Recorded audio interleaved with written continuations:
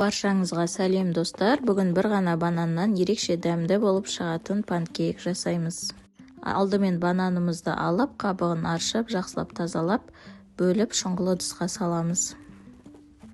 Одан соң үстіне 2 жұмыртқамызды жарып, және де 2 ас қасық қантымызды салып, жақсылап блендердің көмегімен езіп аламыз.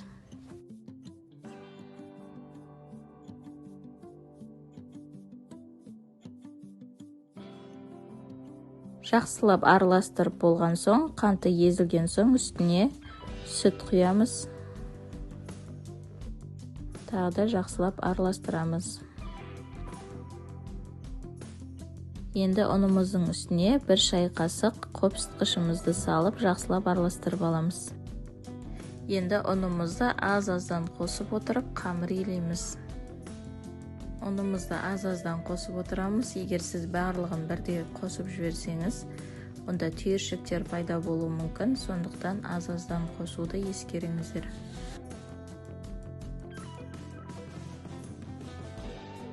Ертілген сармайымызды қосып, жақсылап біркелкі болғанша араластырып аламыз.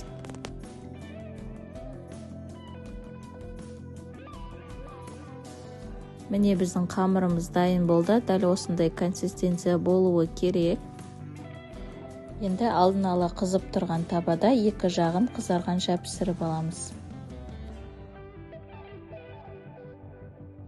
Банановый панкейктеріміз дайын. Банан панкейкке ерекше дәм беретін болады. Жасап көріңіздер. Егер рецепт ұнаса, лайк басып, комментарий қалдыруды ұмытпаңыз. Сіздермен бірге болған Жания. Баршаңызға сәлем. Бүгін әлемдегі ең танымал, өте жұмсақ, қош иісті болып шығатын синнабон бөлкелерін жасауды үйренеміз. Керек заттарды видео астына описанияға жазып кетемін. Видеоны соңына дейін көріңіздер. Ең алдымен бізге жылы сүт қажет болады. Жылы сүт болуы өте маңызды. Оған қантымыздың жартысын қосамыз, яғни 100 граммнан 50 граммын қостым. Оның үстіне 1,5 шай қасық ашытқыны саламыз. Ашытқыны қолданар алдында міндетті түрде мерзіміне қараңыздар. Мерзімі өтіп кетпеген болуы керек. Егер мүмкіндік болса, жаңадан ашылған ашытқыны қолдансаңыздар, қамырыңыз өте жақсы көтерілетін болады. Қанты ерігенше жақсылап араластырамыз. Енді бетін жауып 10-15 минутқа көтерілгенше қойып қоятын боламыз. Енді бөлек ыдысқа қантымыздың қалған бөлігін қосамыз, яғни 100 грамм 50 граммы қалған.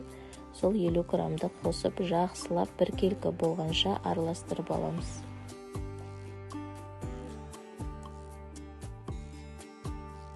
Мінекей біздің ашытқымыз көтерілді. Егер ашытқыңыз мерзімінен өтпеген болса, осылай өте жақсы көтерілетін болады. Енді оның үстіне ертілген сармайды құйып, жақсылап араластырамыз. Және де қантпен араластырылған жұмыртқалы массамызды қосып, тағы да жақсылап араластырамыз. Және де алдын ала еленген ұнымызды аз-аздан салып, жұмсақ қамыр илейміз. Басында қасықпен араластырып алсаңыз, өзіңізге өте ыңғайлы болады. Ұнды шамамен 500-550 граммдай қосамыз. Қамырымыз дайын болды. Ұстаған кезде қолға жабысатындай өте жұмсақ қамыр болуы керек. Міне біздің жұмсақ әрі әдемі қамырымыз дайын болды. Енді осы қамырды көтерілгенше жарты сағат 1 сағат шамасында жылы жерге қалдырып қоямыз. Енді оған дейін начинкасын дайындай береміз. Қантқа 15 грамм корица қосамыз. Егер сізге корица ұнамаса, онда оның орнына мак қосуға болады. Негізі синнабон оригинал рецептісінде міндетті түрде корица болады, себебі ол бөлкелерге ерекше қош иісті дәм береді. Міне осы уақыт аралығында қамырымыз да көтеріліп қалды. Шамамен 45 минуттай тұрды менде. Енді осы қамырымызды жұқа етіп жаятын боламыз. Өте жұқа етіп жайып шығасыздар. Қамырымыз өте жұмсақ. Алдымен қолымызбен жайып аламыз, кейін оқтаудың көмегімен жаямыз. Егер қамырыңыз қолға жабысып жайылуы қиын болып жатса, аздап ұн сеуіп жіберуге болады. Міне осылайша қамырымызды бір тегіс біркелкі етіп жаямыз. Айтпақшы, егер сіз қазақша контенттің дамығанын қалайтын болсаңыз, онда каналыма тіркеліп, лайк басып, комментария жазуды ұмытпаңыз. Енді орташа жұқалықта жайылған қамырымыздың үстіне бөлме температурасында еріп тұрған сары майды жағып шығамыз. Міндетті түрде бөлме температурасында еріп тұрған сары майды қолданыңыз. Себебі егер ерітілген сары май қолданатын болсаңыз, онда ол ораған кезде ыңғайсыздық тудырады, еріп жан-жағынан ағып кетуі мүмкін. Ол себепті біз бөлме температурасындағы еріп тұрған сары майды жұқа етіп, біркелкі етіп жайып шығатын боламыз. Сосын алдын ала дайындап қойған қант пен корица араластырған начинкамызды барлық жеріне біркелкі етіп сеуіп шығамыз. Егер сізге корицаның дәмі ұнамаса, онда тек қанттың өзімен де жасауға болады. Міне толықтай сеуіп алдық. Енді рулет тәріздес етіп, кішкене қысыңқырап орап шығамыз. Яғни нығыздап, осылай барлығын толығымен орап шығамыз. Соңында ашылып кетпеу үшін осылай бас жағын қысып жауып қойсаңыздар болады. Енді қаласаңыздар үлкен пышақпен кессеңіздер болады, немесе мен сияқты қарапайым жіппен кессеңіздер де болады. Жіпті 2 қабат етіп алдым. Міне өте оңай кесіледі, бәрі біркелкі болып оңай кесілді. Пышақпен кесу кішкене қиындау болады, сондықтан жіппен кесуге кеңес беремін. Оңай әрі біркелкі болып кесіледі. Барлығын осылай етіп кесіп шығамыз. Оны жіңішкеде жуанда қылып кесіп жібермеңіздер. Барлығын біркелкі етіп кесіп шығыңыздар. Сол кезде әдемі болып көрінеді. Менде дәл осы рецепт бойынша 17 дана бөлкелер шықты. Міне барлығын противенге орналастырамыз. Орналастырған кезде араларын алшақтау қойыңыздар, себебі қазір ол көтерілген кезде бір-біріне жақындай түседі. Енді тағы да көтерілу үшін жарты сағатқа үстін жауып қалдырып қойдым. Міне одан сайын көтеріле түсті. Енді қызып тұрған пеште 180 градуста 15-20 минутта пісіріп аламыз. Өте тез пісетін болады. Енді оған дейін біз бетіне жағатын кремін, яғни помадкасын дайындайтын боламыз. Ол үшін бізге бөлме температурасындағы сары май қажет болады. Және үстіне творожный сыр мен қант ұнтағын қосып, жақсылап миксердің көмегімен араластырамыз. Егер сізде қант ұнтағы болмаса, оның орнына қант қосуға да болады. Егер сізде творожный сыр болмаса, оның орнына қаймақ пен қантты араластырып қолдануға болады. Міне біздің помадкамыздың консистенциясы осылай болып шықты, барлығы біркелкі. Міне осы уақыт аралығында бөлкелерімізді пісті, ыстық кезінде помадкамызды жағып шығамыз. Міндетті түрде ыстық кезінде жағу керек, сол кезде кремі одан сайын еріп, араларына кіріп, жақсы сіңетін болады. Барлығын толықтай ыстық күйінде жағып шығыңыздар. Толық рецептісін мен описанияға жазып кетемін. Міндетті түрде жасап көріңіздер. Міне осымен біздің өте дәмді синабондарымыз дайын. Бөлкелердің ішіндегі ең дәмді бөлке десем қателеспеймін. Егер рецепт ұнаған болса, міндетті түрде жасап, каналыма тіркеліп, лайк басып, комментарий қалдыруды ұмытпаңыз. Назарларыңызға көп рахмет. Сәлем достар, бүгін біз пеште балық пісіреміз. Балықтың жай ғана өзін емес, көкөністермен пісіретін боламыз. Видеоны соңына дейін қарап, лайк басып, комментарий жазуды ұмытпаңыз. Алдымен бізге керек заттар: сазан балық, оны алдын ала жуып, тазалап, бөліктерге бөліп алдым. Дәмдеуіштерден тұз, бұрыш, паприка қостым. Көкөністерден картоп, сәбіз, кәді, брокколи қостым. Өзіңіздің қолыңыздағы бар кез келген көкөністерден жасай берсеңіздер болады. Ең алдымен балықты маринадтап аламыз. Ол үшін сұйық майға немесе зәйтүн майына дәмдеуіштерімізді, тұзымызды қосып, үстіне жарты лимон соғын сығып аламыз. Бұл маринадты кез келген балық түріне қолдансаңыздар болады. Барлығын жақсылап араластырып, 20-30 минутқа маринад сіңгенше қойып қоямыз. Осылай қолмен араластырсақ, маринадты өте жақсы сіңетін болады. Сосын бетін пищевой пленкамен жауып, 20-30 минутқа қойып қоямыз. Маринадымыз сіңгенше көкөністерді турай береміз. Көкөніс әдемі болып көріну үшін мен осындай пышақ қолдандым. Қолыңыздағы бар кез келген көкөністерді қолдансаңыз болады. Енді барлығын шұңғыл ыдысқа салып, дәмдеуіштерімізді қосып, және де сұйық май немесе зәйтүн майымызды қосып, жақсылап араластырып аламыз.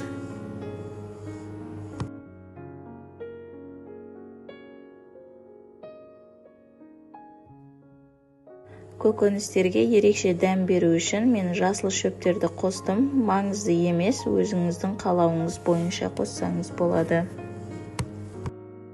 Шамамен 20-30 минуттан соң фольганы керекті мөлшерде кесіп, алдымен көкөністерімізді оған саламыз. Егер сізде фольга болмаса, оның орнына пергамент қағазын қолдансаңыз да болады. Оның үстіне маринадталған балығымызды саламыз. Мен 2-3 данасын салдым. Енді жақсылап ораймыз. Кәмпит сияқты немесе қайық сияқты орасаңыздар болады. Ең бастысы, екі шеті ашылып кетпеуі керек. Ең соңында қызанақ және лимонды саламыз. Қызанақ менде қатырылған қызанақ. Кез келген түрін қолдансаңыз болады. Лимон мен қызанақтың соғы шығып, ерекше балыққа дәм беретін болады. Және де қалған балықтарды да дәл осылай жасаймыз.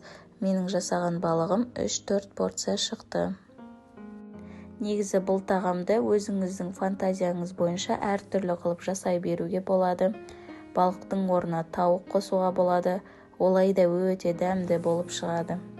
Балықты майда пісіргеннен қарағанда пеште пісірсеңіз пайдасы мол, әрі дәмді және де уақытты үнемдейтін боласыз. Енді алдын ала қызып тұрған пеште 180 градуста шамамен 40-45 минутта пісіреміз. Міне біздің балығымыз пісті. Ең бастысы бұл жерде сәбіз жұмсақ болса болды. Демек балық еті де басқа көкөністер де пісті деген сөз. Барлықтарыңызға ас болсын. Сіздерге рецепт ұнады деген үміттемін. Жасап, отбасыларыңызды қуантыңыздар. Өте дәмді болып шығады.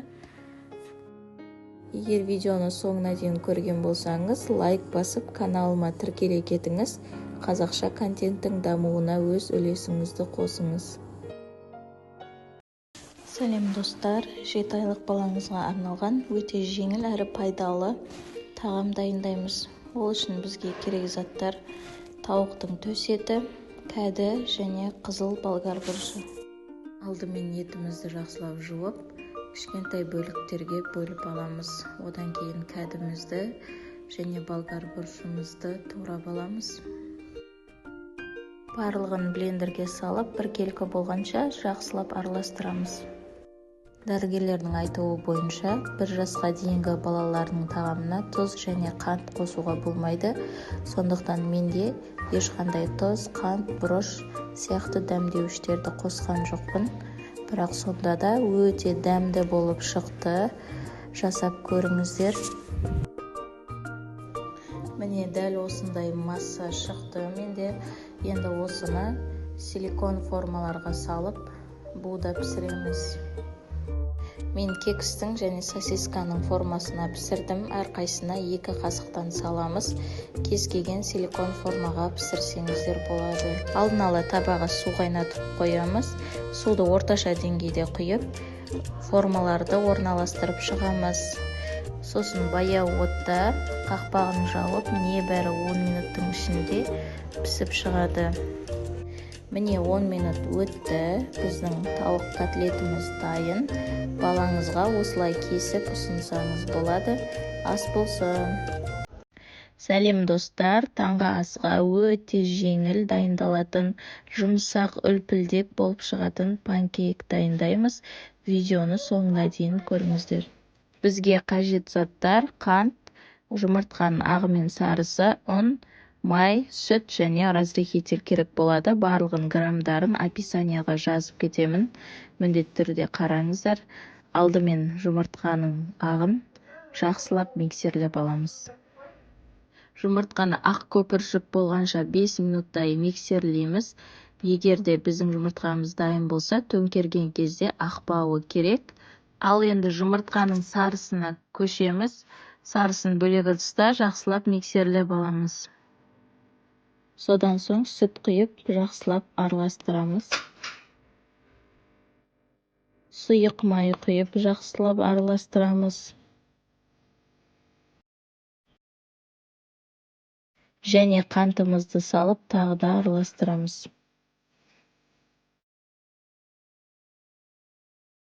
Ал енді ұнымызды алдын ала електен өткізіп алдым. Оған 1 шай қасық қопсытқышты қосып, жақсылап араластырып жібереміз. Сосын ұнымызды аз мөлшерден қосып отырып араластырып аламыз.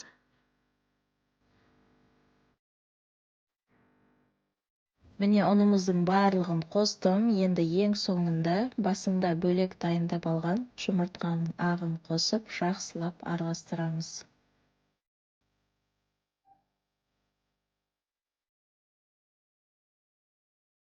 Міне біздің қамырымыз дайын. Осындай консистенция болып шықты.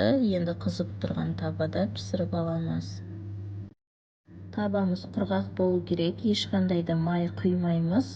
Міндетті түрде табаны бірінші қыздырып аламыз. Сосын жайлап қамырымызды құйып пісіре береміз.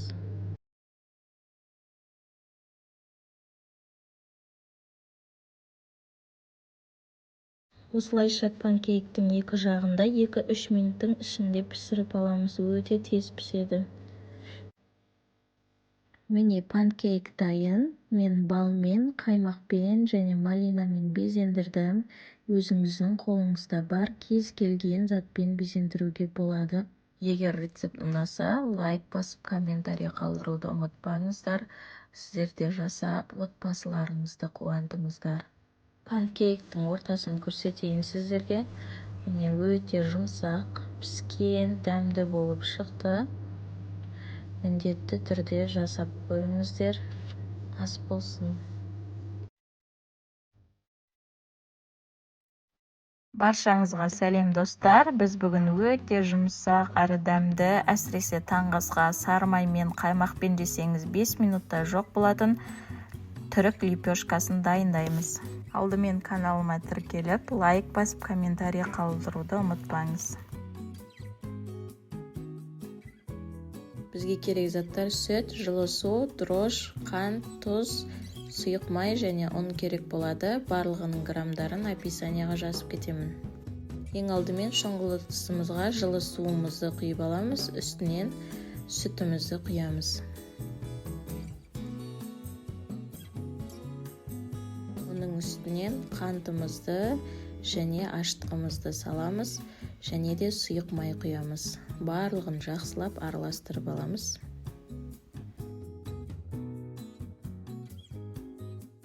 Қатты көп араластырудың қажеті жоқ. Бастысы қантымыз ерісе болды. Тұз бен ұнды бөлек араластырып алдым. Себебі тұз бен қантты бірге салатын болсақ, бір-біріне қарсы реакция жүріп, қамырымыз дұрыс көтерілмей қалуы мүмкін.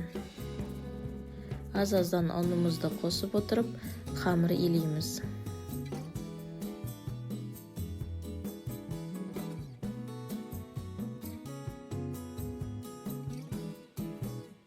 Шамамен 4 минут, 5 минут шамасында иін қандырып, әдемілеп илейміз.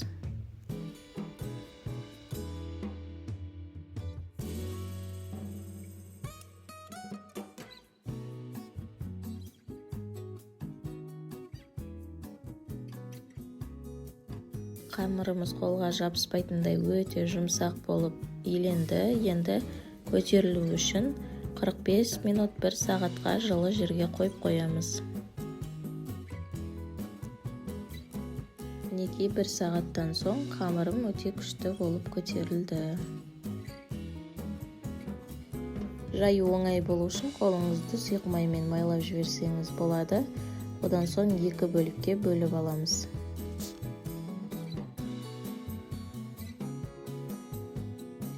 Қараңыздар, өте жұмсақ болып шықты.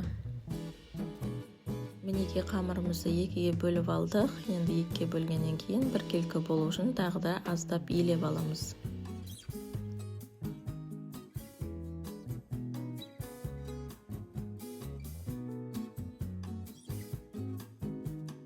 Енді духовканың табасына пергамент қағазын төсеп, үстіне нанымызды жайып орналастырамыз.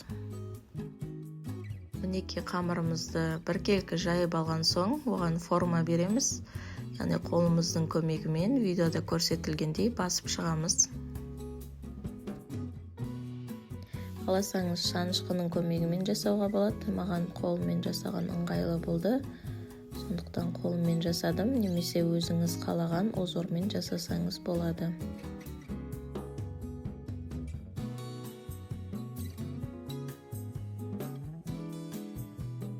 Ең соңында жұмыртқаның сарысының үстіне аздап қана сүтімізді құйып, қамырымыздың бетіне жағып шығамыз.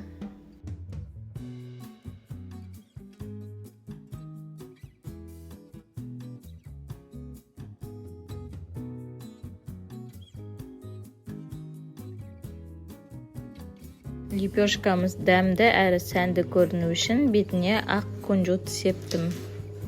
Және де қара зере дәндерін септім, немесе қара күнжіт себуге болады. Енді 180 градуста шамамен 20-25 минут ішінде пісіріп аламыз. Мінекей нанымыз осылай болып шықты. Жұмсақтығын тағы бір көрсетейін сіздерге. Өте жұмсақ болып шықты. Олда тағы да рецепттер шығаратын боламын, сондықтан мені жоғалтпас үшін тіркеліп алыңыз. Егер қандай да бір ұсыныстарыңыз болса, онда комментарийға жаза отырыңыздар. Сіздермен бірге болған Жания қыздарыңыз, астарыңыз дәмді болсын. Баршаңызға сәлем достар, сіздермен Жания. Бүгін картоп пен фарштан ерекше дәмді, тойымды болып шығатын запеканка дайындаймыз. Ол үшін бізге керек заттар: қаймақ, сыр, пияз, қызанақ, 1 кг картоп пен 500 грамм фарш керек болады, және дәмдеуіштер. Ең алдымен картопымызды барынша жіңішке етіп турап аламыз. Бұл тағамның құпиясы картопында. Егер картопты өте жіңішке қылып турасаңыздар, картоп өте тез әрі дәмді болып піседі. Міне картопымыздың қалыңдығы осындай болу керек, шамамен 1-2 мм. Енді картопымыздың бетіне тұз қосамыз. Картопымызға ерекше дәм беру үшін бұрыш пен паприка қосамыз. Қолыңыздағы бар кез келген дәмдеуіштерді қолдансаңыз болады.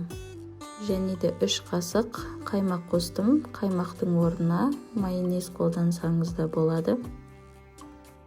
Енді барлығын жақсылап араластырамыз.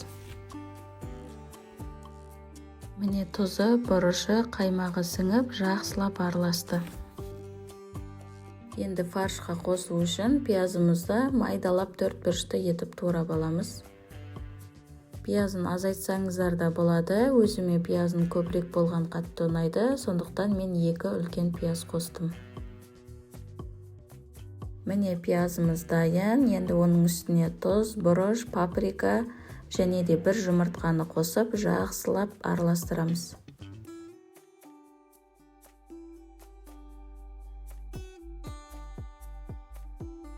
Енді бетіне салу үшін қызанағымызды өте жіңішке етіп домалақ пішінде турап аламыз. Осы уақыт аралығында духовкамызды қыздырып қоя береміз. Жабысып қалмау үшін аздап қана сұйық май қосып, щетканың көмегімен жағып шығамыз. Ең астыңғы қабатына дайындап қойған картоптарымызды тізіп шығамыз.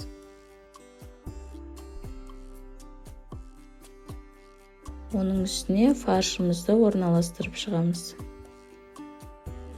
Енді тағы да фарштың үстінен картопымызды қойып шығамыз. Картоптың үстінен тағы да фаршымызды төсеп шығамыз. Ең соңында қызанағымызды орналастырып шығамыз. Және де үстіне қалған қаймағымызды жағамыз. Барлығы біркелкі болу үшін қасықтың көмегімен тағы да жақсылап жағып шығамыз. Енді духовкада 180 градуста 30-40 минуттай пісіріп аламыз. Тамағымыз пісем дегенше сырымызды өте жіңішке етіп турап аламыз. Міне тамағымыз пісті, шамамен 40 минуттай тұрды. Енді сырымызды салып, тағы да 5 минуттай ерігенше духовкада ұстаймыз. Міне біздің картоп пен фарштан жасалған запеканкамыз дайын. Әсіресе балаларыңызға жасап берсеңіздер, өте қатты сүйіп жейтін болады. Егер рецепт ұнаса, онда каналыма тіркеліп лайк басып комментарий қалдыруды ұмытпаңыз, алда тағы да рецепттер шығаратын боламын. Баршаңызға қайырлы күн, достар, сіздермен Жания. Бүгін біз табада емес, духовкада блини пісіретін боламыз. Егер де сізде блини пісіріп тұруға уақыт жоқ болса, онда осы рецептпен жасап көріңіз. Жасалу өте оңай, дәмді болып шығады. Бізге керек заттар: сүт, 5 жұмыртқа, сары май, қант, ұн және қопсытқыш керек болады. Ең алдымен шұңғыл ыдысқа 5 жұмыртқамызды жарып, оның үстіне қант салып, жақсылап араластырамыз. Әбден қанты еріп, біркелкі болғанша жақсылап араластыра береміз.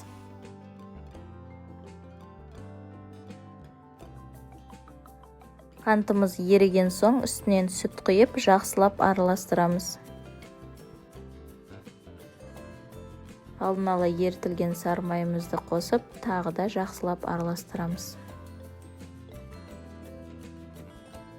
Енді ұнымыздың үстіне 1 шай қасық қопсытқыш салып, жақсылап араластырып аламыз. Енді ұнымызды електің көмегімен елеп араластырамыз. Егер барлығында бірден қосып берсеңіздер, түйіршіктер болып қалуы мүмкін, сондықтан аз-аздан қосып араластырамыз. Міне тура блинидің қамырындай сұйық түйіршіксіз қамыр шықты. Пергамент қағазын сулап, духовканың табасының үстіне төсеп, оның үстіне сұйық қамырды құямыз. Енді алдын ала қыздырылған пеште 180 градуста қызарғанша пісіріп аламыз. Блиніміз пісем дегенше салмасын дайындаймыз. Мен қаймақ және банан қолдандым, ал сүтті шоколадты бетін әрлеуге қолдандым. Шоколадымызды кондитерлік қапшыққа салып, үстіне ыстық су құйып, 5 минутқа ерігенше қойып қоямыз. Енді бананды 4 бұрыштап, майдалап турап аламыз.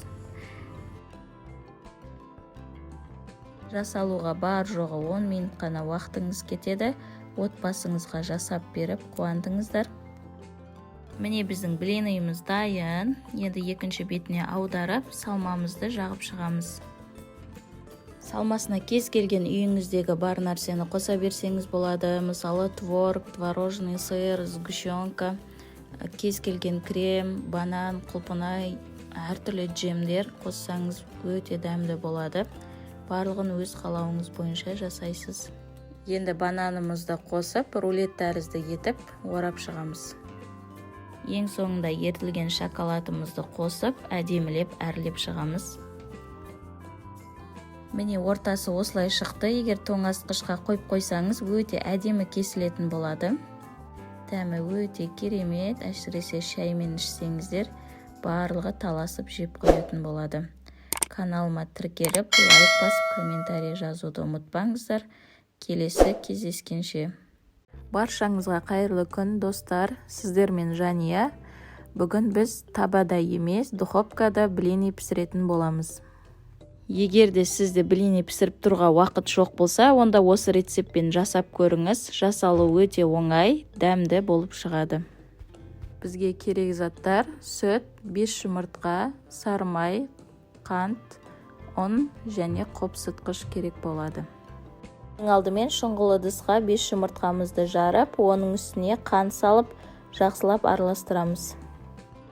Әбден қанты еріп, біркелкі болғанша жақсылап араластыра береміз.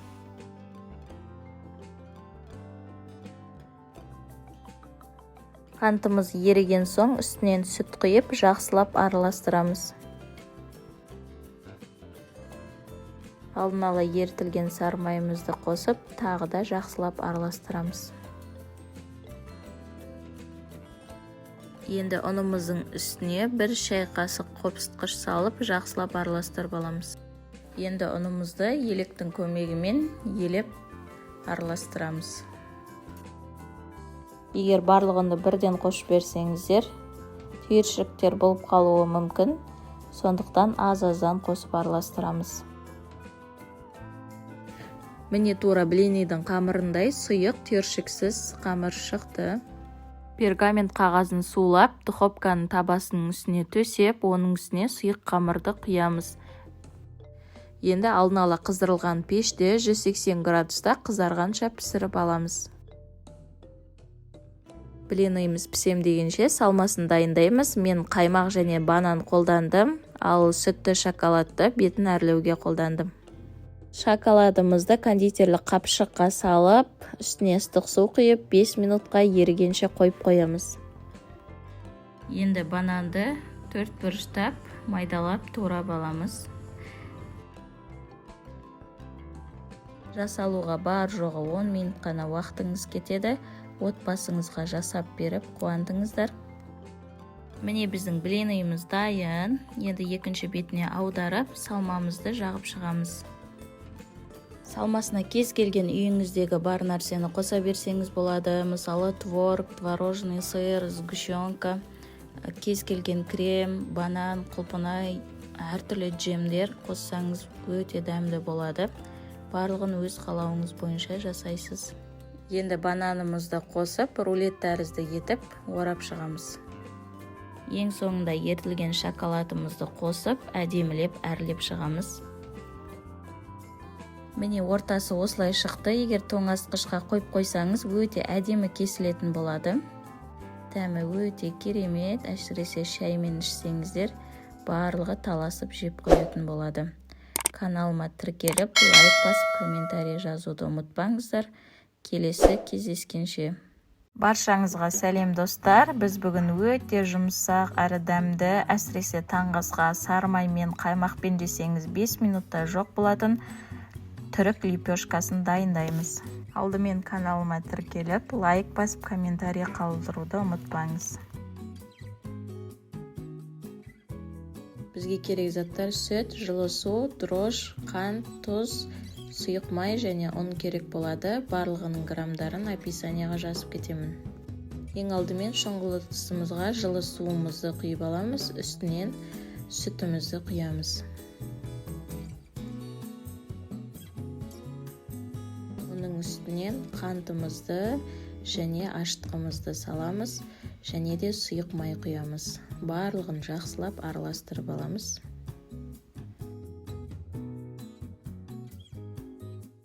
Қатты көп араластырудың қажеті жоқ. Бастысы қантымыз ерісе болды.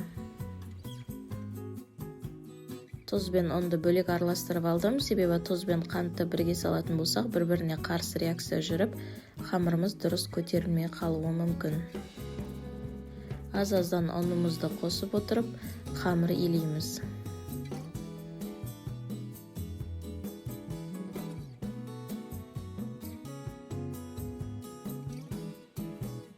Шамамен 4 минут, 5 минут шамасында иін қандырып, әдемілеп илейміз.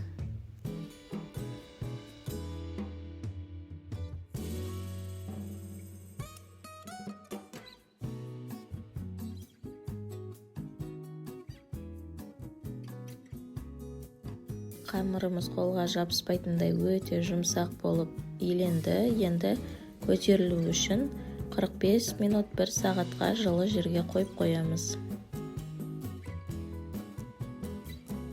Мінекей 1 сағаттан соң қамырым өте күшті болып көтерілді. Жаю оңай болу үшін қолыңызды сұйық маймен майлап жіберсеңіз болады. Одан соң 2 бөлікке бөліп аламыз.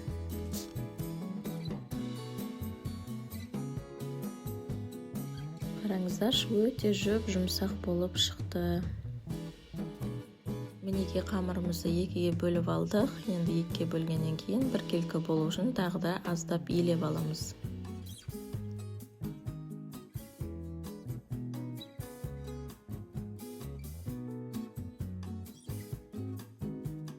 Енді духовканың табасына пергамент қағазын төсеп, үстіне нанымызды жайып орналастырамыз. Мінекей қамырымызды біркелкі жайып алған соң, оған форма береміз. Яғни қолымыздың көмегімен видеода көрсетілгендей басып шығамыз. Қаласаңыз шанышқының көмегімен жасауға болады. Маған қолыммен жасаған ыңғайлы болды. Сондықтан қолыммен жасадым, немесе өзіңіз қалаған озормен жасасаңыз болады.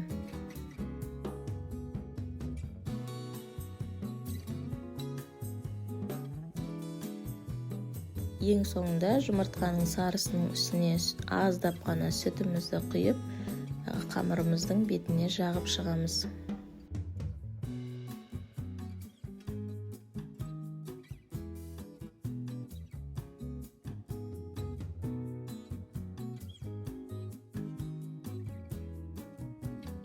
Лепешкамыз дәмді әрі сәнді көріну үшін бетіне ақ кунжут септім. Және де қара зере дәндерін септім, немесе қара кунжут себуге болады. Енді 180 градуста шамамен 20-25 минут ішінде пісіріп аламыз. Мінекей нанымыз осылай болып шықты. Жұмсақтығын тағы бір көрсетейін сіздерге. Өте жұмсақ болып шықты. Алда тағы да рецепттер шығаратын боламын, сондықтан мені жоғалтпас үшін тіркеліп алыңыз. Егер қандай да бір ұсыныстарыңыз болса, онда комментарийға жаза отырыңыздар. Сіздермен бірге болған Жания қыздарыңыз, астарыңыз дәмді болсын. Баршаңызға сәлем достар, сіздермен Жания. Бүгін картоп пен фарштан ерекше дәмді, тойымды болып шығатын запеканка дайындаймыз. Ол үшін бізге керек заттар: қаймақ, сыр, пияз, қызанақ, 1 кг картоп пен 500 грамм фарш керек болады, және дәмдеуіштер. Ең алдымен картопымызды барынша жіңішке етіп турап аламыз. Бұл тағамның құпиясы картопында. Егер картопты өте жіңішке қылып турасаңыздар, картоп өте тез әрі дәмді болып піседі. Міне картопымыздың қалыңдығы осындай болу керек, шамамен 1-2 мм. Енді картопымыздың бетіне тұз қосамыз. Картопымызға ерекше дәм беру үшін бұрыш пен паприка қосамыз. Қолыңыздағы бар кез келген дәмдеуіштерді қолдансаңыз болады. Және де 3 қасық қаймақ қостым. Қаймақтың орнына майонез қолдансаңыз да болады.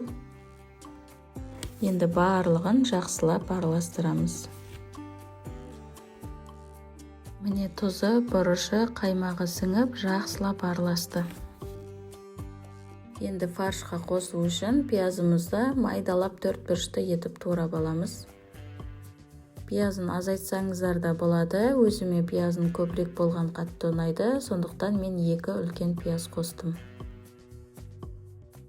Міне пиязымыз дайын. Енді оның үстіне тұз, бұрыш, паприка және де 1 жұмыртқаны қосып, жақсылап араластырамыз.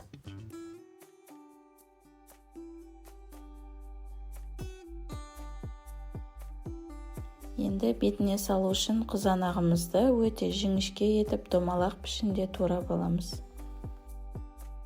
Осы уақыт аралығында духовкамызды қыздырып қоя береміз. Жабысып қалмау үшін аздап қана сұйық май қосып, щетканың көмегімен жағып шығамыз. Ең астыңғы қабатына дайындап қойған картоптарымызды тізіп шығамыз.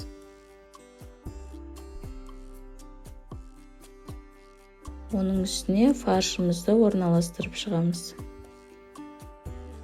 Енді тағы да фарштың үстінен картопымызды қойып шығамыз. Картоптың үстінен тағы да фаршымызды төсеп шығамыз. Ең соңында қызанағымызды орналастырып шығамыз.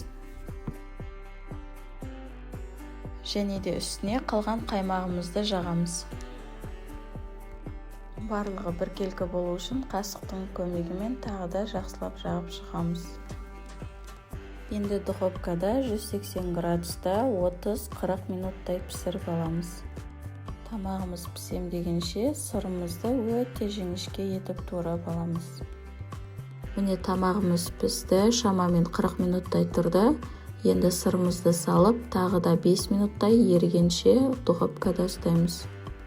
Міне біздің картоп пен фарштан жасалған запеканкамыз дайын. Әсіресе балаларыңызға жасап берсеңіздер, өте қатты сүйіп жейтін болады. Егер рецепт ұнаса, онда каналға тіркеліп лайк басып комментарий қалдыруды ұмытпаңыз, алда тағы да рецепттер шығаратын боламын. Баршаңызға сәлем достар. Бүгін бір ғана бананнан ерекше дәмді болып шығатын панкейк жасаймыз. Алдымен бананымызды алып, қабығын аршып, жақсылап тазалап, бөліп шұңғыл ыдысқа саламыз. Одан соң үстіне 2 жұмыртқамызды жарып, және де 2 ас қасық қантымызды салып, жақсылап блендердің көмегімен езіп аламыз.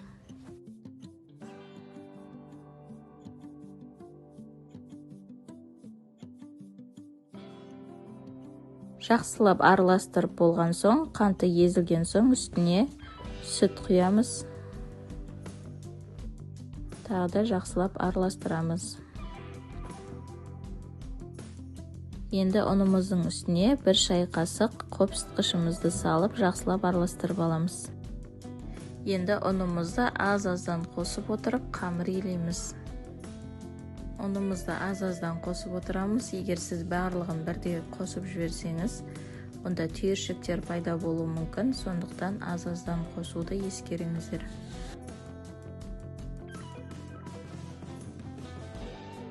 Ертілген сармайымызды қосып, жақсылап біркелкі болғанша араластырып аламыз.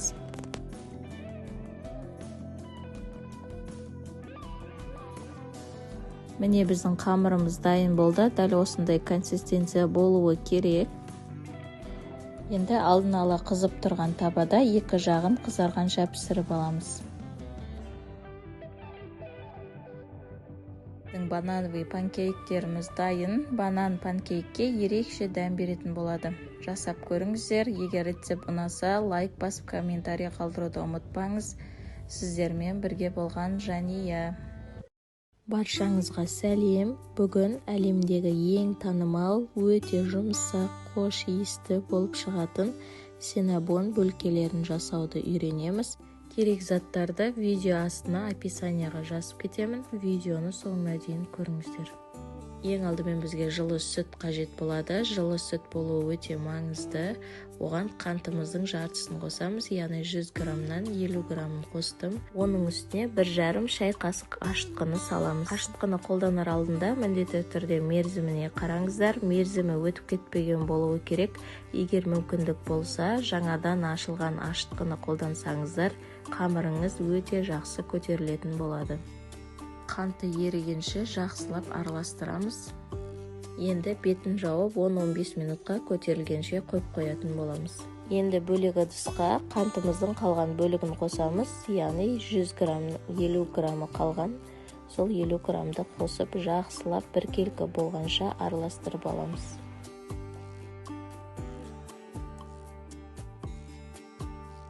Мінекей біздің ашытқымыз көтерілді. Егер ашытқыңыз мерзімінен өтпеген болса, осылай өте жақсы көтерілетін болады. Енді оның үстіне ертілген сармайды құйып, жақсылап араластырамыз. Және де қантпен араластырылған жұмыртқалы массамызды қосып, тағы да жақсылап араластырамыз. Және де алдын ала еленген ұнымызды аз-аздан салып, жұмсақ қамыр илейміз. Басында қасықпен араластырып алсаңыз, өзіңізге өте ыңғайлы болады. Ұнды шамамен 500-550 граммдай қосамыз. Қамырымыз дайын болды. Ұстаған кезде қолға жабысатындай өте жұмсақ қамыр болуы керек. Міне біздің жұмсақ әрі әдемі қамырымыз дайын болды. Енді осы қамырды көтерілгенше жарты сағат 1 сағат шамасында жылы жерге қалдырып қоямыз. Енді оған дейін начинкасын дайындай береміз. Қантқа 15 грамм корица қосамыз. Егер сізге корица ұнамаса, онда оның орнына мак қосуға болады. Негізі синнабон оригинал рецептісінде міндетті түрде корица болады, себебі ол бөлкелерге ерекше қош иісті дәм береді. Міне осы уақыт аралығында қамырымыз да көтеріліп қалды. Шамамен 45 минуттай тұрды менде. Енді осы қамырымызды жұқа етіп жаятын боламыз. Өте жұқа етіп жайып шығасыздар. Қамырымыз өте жұмсақ. Алдымен қолымызбен жайып аламыз, кейін оқтаудың көмегімен жаямыз. Егер қамырыңыз қолға жабысып жайылуы қиын болып жатса, аздап ұн сеуіп жіберуге болады. Не осылайша қамырымызды бір тегіс, бір келкі етіп жаямыз. Айтпақшы, егер сіз қазақша контенттің дамығанын қалайтын болсаңыз, онда каналыма тіркеліп, лайк басып, комментария жазуды ұмытпаңыз. Енді орташа жұқалықта жайылған қамырымыздың үстіне бөлме температурасында еріп тұрған сармайды жағып шығамыз. Міндетті түрде бөлме температурасында еріп тұрған сармайды қолданыңыз.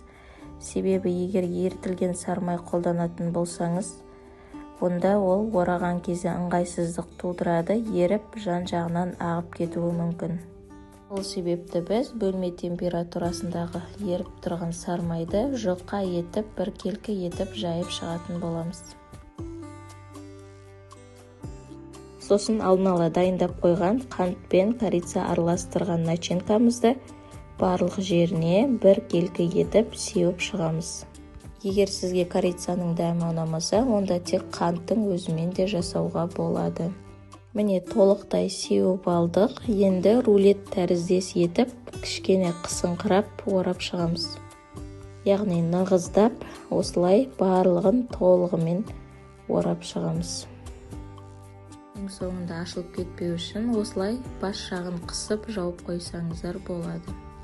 Енді қаласаңыздар үлкен пышақпен кессеңіздер болады, немесе мен сияқты қарапайым жіппен кессеңіздер де болады. Жіпті 2 қабат етіп алдым. Міне өте оңай кесіледі, бәрі бір келкі болып оңай кесілді. Пышақпен кесу кішкене қиындау болады, сондықтан жіппен кесуге кеңес беремін. Оңай әрі бір келкі болып кесіледі. Барлығын осылай етіп кесіп шығамыз. Оны жіңішкеде жуанда қылып кесіп жібермеңіздер. Барлығын бір келкі етіп кесіп шығыңыздар. Сол кезде әдемі болып көрінеді. Менде дәл осы рецепт бойынша 17 дана бөлкелер шықты. Міне барлығын противенге орналастырамыз. Орналастырған кезде араларын алшақтау қойыңыздар, себебі қазір ол көтерілген кезде бір-біріне жақындай түседі. Енді тағы да көтерілу үшін жарты сағатқа үстін жауып қалдырып қойдым. Міне одан сайын көтеріле түсті. Енді қызып тұрған пеште 180 градуста 15-20 минутта пісіріп аламыз. Өте тез пісетін болады. Енді оған дейін біз бетіне жағатын кремін, яғни помадкасын дайындайтын боламыз. Ол үшін бізге бөлме температурасындағы сармай қажет болады. Және үстіне творожный сыр мен қант ұнтағын қосып, жақсылап миксердің көмегімен араластырамыз. Егер сізде қант ұнтағы болмаса, оның орнына қант қосуға да болады.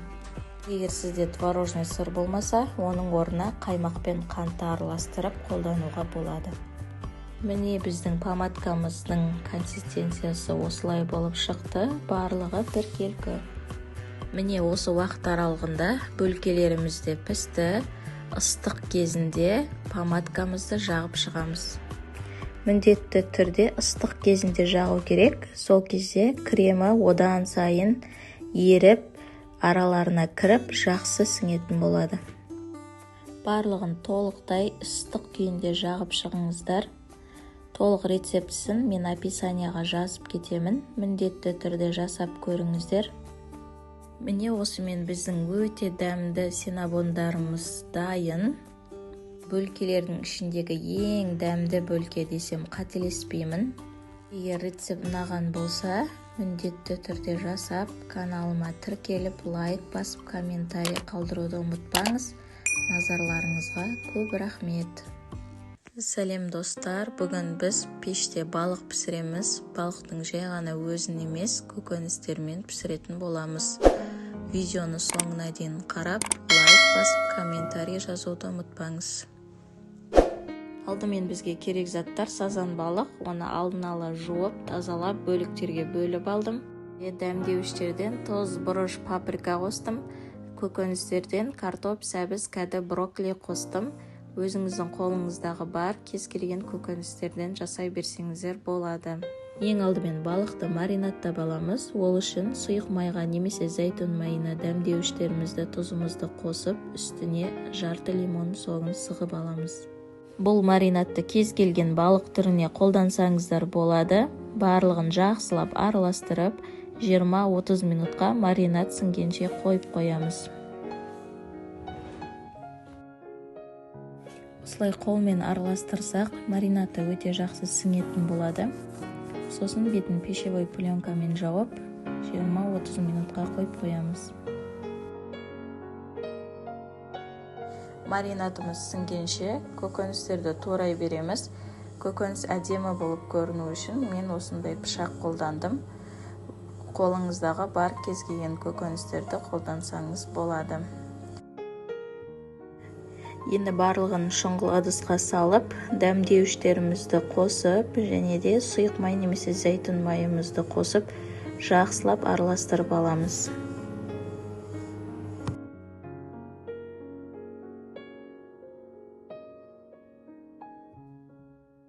Көкөністерге ерекше дәм беру үшін мен жасыл шөптерді қостым. Маңызды емес, өзіңіздің қалауыңыз бойынша қоссаңыз болады. Шамамен 20-30 минуттан соң фольганы керекті мөлшерде кесіп, алдымен көкөністерімізді оған саламыз. Егер сізде фольга болмаса, оның орнына пергамент қағазын қолдансаңыз да болады. Оның үстіне маринадталған балығымызды саламыз. Мен 2-3 данасын салдым. Енді жақсылап ораймыз. Кәмпит сияқты немесе қайық сияқты орасаңыздар болады. Ең бастысы, екі шеті ашылып кетпеуі керек. Ең соңында қызанақ және лимонды саламыз.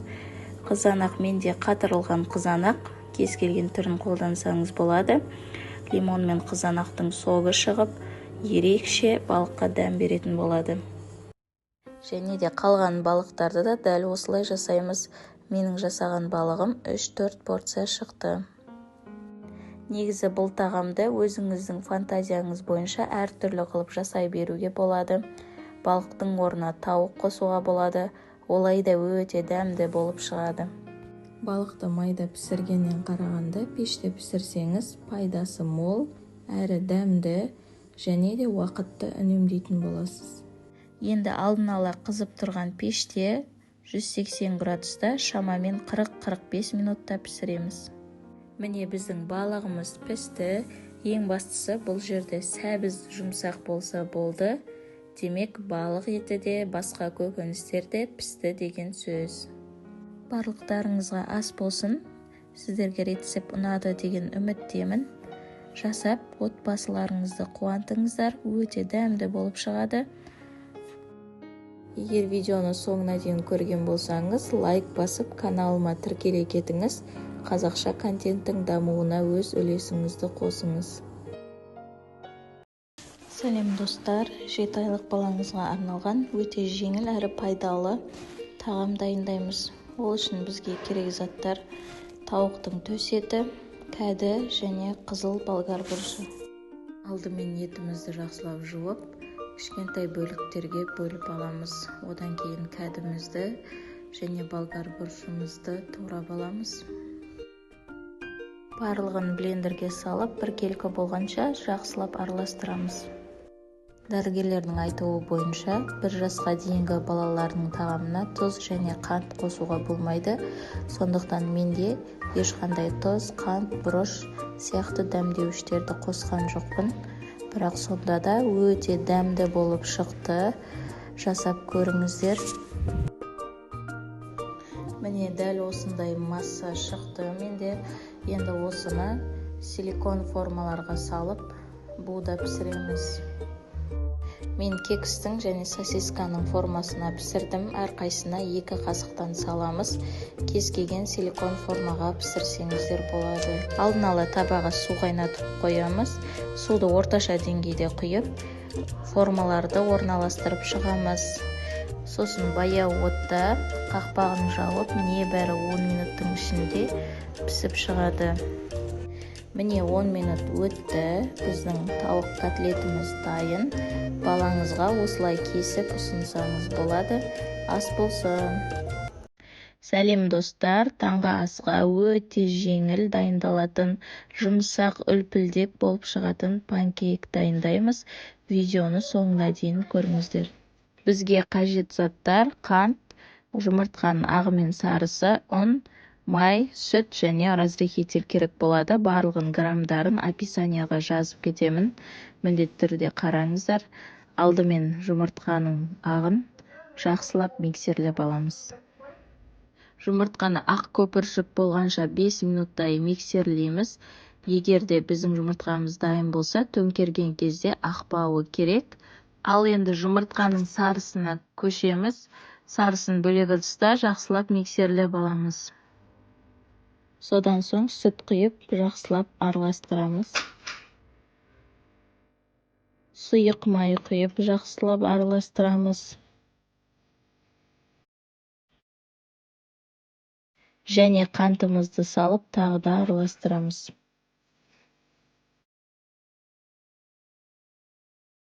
Ал енді ұнымызды алдын ала електен өткізіп алдым. Оған 1 шай қасық қопсытқышты қосып, жақсылап араластырып жібереміз. Сосын ұнымызды аз-аз мөлшерден қосып отырып араластырып аламыз.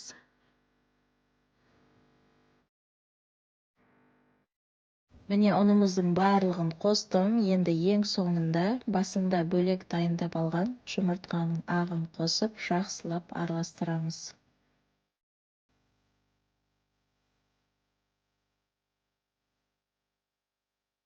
Міне біздің қамырымыз дайын. Осындай консистенция болып шықты. Енді қызып тұрған табада пісіріп аламыз. Табамыз құрғақ болу керек. Ешқандай да май құймаймыз. Міндетті түрде табаны бірінші қыздырып аламыз. Сосын жайлап қамырымызды құйып пісіре береміз.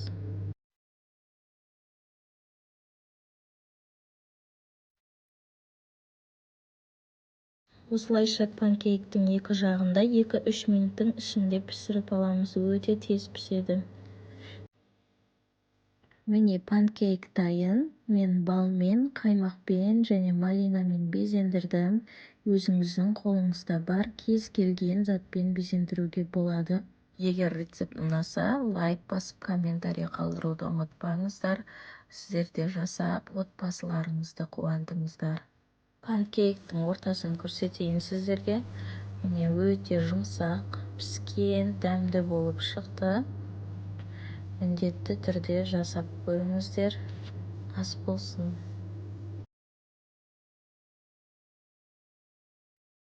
Сәлем достар, 7 айлық балаңызға арналған өте жеңіл әрі пайдалы тағам дайындаймыз. Ол үшін бізге керек заттар: тауықтың төс еті, кәді және қызыл болгар бұрышы. Алдымен етімізді жақсылап жуып, кішкентай бөліктерге бөліп аламыз. Одан кейін кәдімізді және болгар бұрышымызды турап аламыз. Барлығын блендерге салып, біркелкі болғанша жақсылап араластырамыз. Дәрігерлердің айтуы бойынша, 1 жасқа дейінгі балалардың тағамына тұз және қант қосуға болмайды. Сондықтан менде ешқандай тұз, қант, бұрыш сияқты дәмдеуіштерді қосқан жоқпын. Бірақ сонда да өте дәмді болып шықты. Жасап көріңіздер. Міне дәл осындай масса шықты менде. Енді осыны силикон формаларға салып, буда пісіреміз. Мен кекстің және сосисканың формасына пісірдім. Әрқайсына 2 қасықтан саламыз. Кез келген силикон формаға пісірсеңіздер болады. Алдын ала табаға су қайнатып қоямыз. Суды орташа деңгейде құйып, формаларды орналастырып шығамыз. Сосын баяу отта қақпағын жауып, небәрі 10 минуттың ішінде пісіп шығады. Міне 10 минут өтті, біздің тауық котлетіміз дайын. Балаңызға осылай кесіп ұсынсаңыз болады. Ас болсын.